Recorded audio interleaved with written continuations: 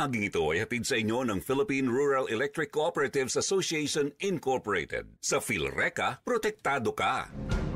Nako, umusok po yung aming YouTube channel. Sundan nyo dun sa aming YouTube channel at dun sa aming official Facebook page. Anong talakayin po namin ay yung Yorme Isko Moreno versus Mayor Ate Hani Lacuna. Marami nagsasabi doon, sabi nila, sa panunungkulan po karek si Mayor Hani Lacuna, napakadilim ng lungsod ng Maynila.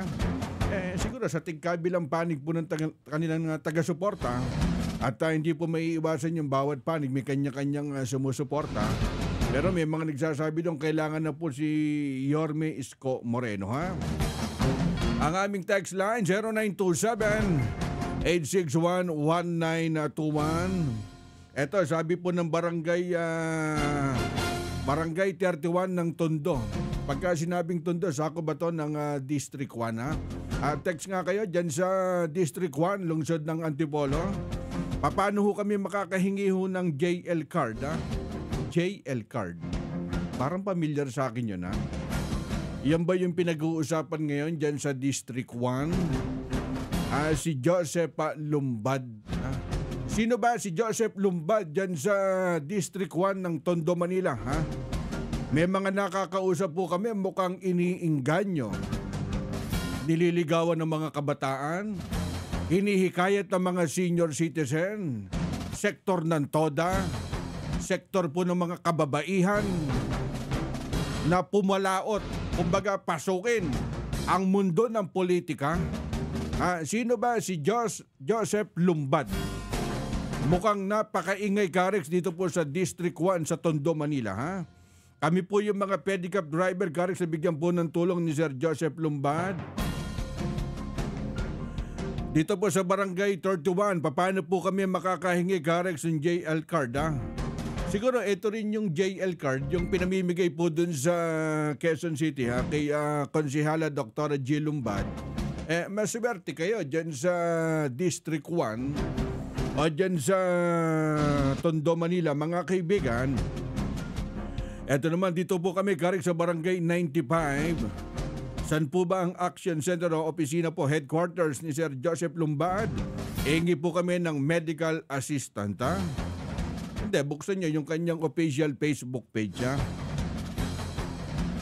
Mas interesado kami Karex na ibalik si Yorme Isko Moreno sa lungsod ng Maynila. Sabi niyo yan, Dito sa Barangay 137 Karex, buo ang suporta namin kay Joseph Lumbad, ha?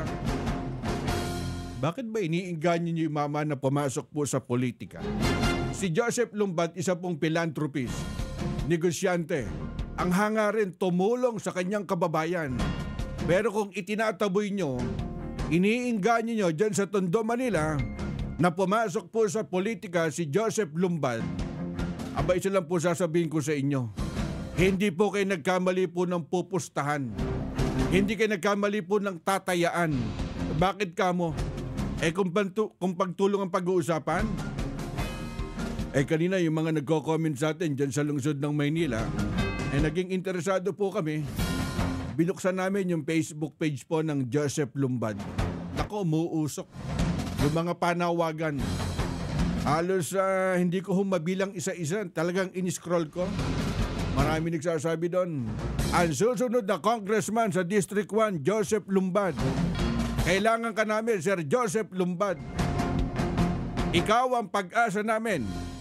Ganun po yung mga comment. At para po maniwala kayo, buksan nyo yung kanyang Facebook page at makikita nyo yung kanyang mga tinutulungan, ha?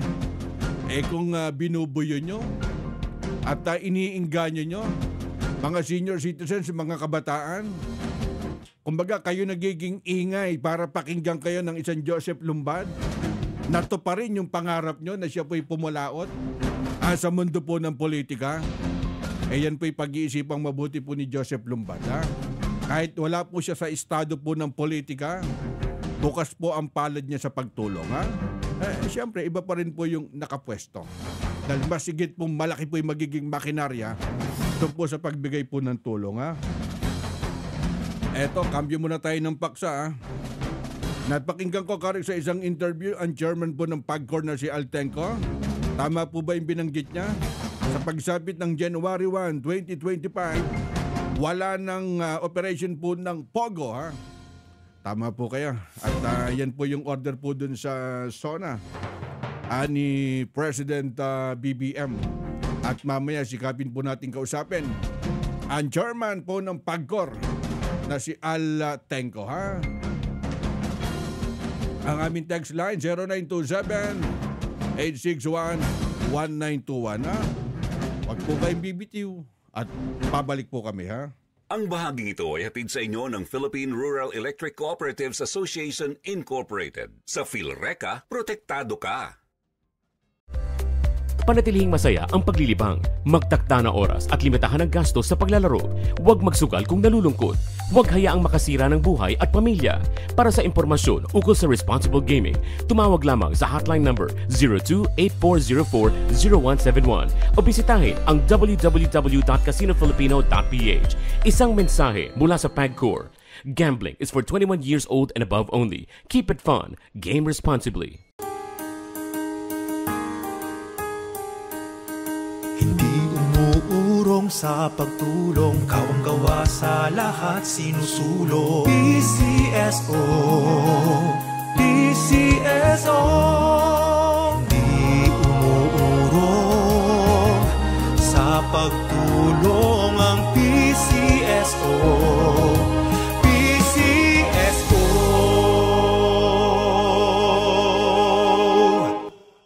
Oras hatid sa inyo ng Grand 88 Gaming Corporation. Ang bahaging ito ay hatid sa inyo ng Philippine Rural Electric Cooperatives Association Incorporated. Sa PhilReca, protektado ka. Sumainyo ang isa na namang makabuluhang edisyon ng Target On Air. Kasama si Rex Kayanong. Abangan muli bukas alas 3 hanggang alas 4 ng hapon. Kung salot ka sa bayan, ikaw ang isusunod ni Rex Kayanong na Target On Air. Nangunguna sa balita, impormasyon, musika, komentaryo at serbisyo publiko. Ito ang DZME 1530. Una sa kanan, ang himpilang may paninindigan.